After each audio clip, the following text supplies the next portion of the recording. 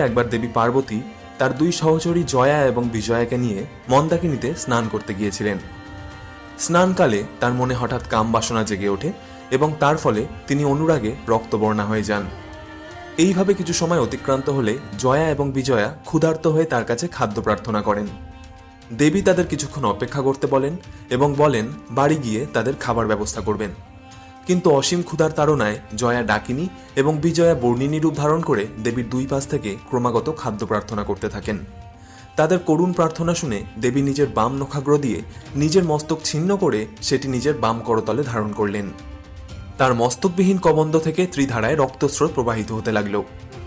বাম দিক থেকে নির্গত রক্তের ধারা ডাকিনীরূপী জয়ার মুখে এবং দক্ষিণ দিক থেকে নির্গত রক্তের ধারা বর্ণিনীরূপী বিজয়ের মুখে পতিত হয়ে তাদের ক্ষুধা নিবারণ করতে লাগল। মধ্যধারাটি পতিত হতে লাগল স্বয়ং দেবীর মুখে। এইভাবে দেবী নিজ মুণ্ড ছিন্ন করে সহচরী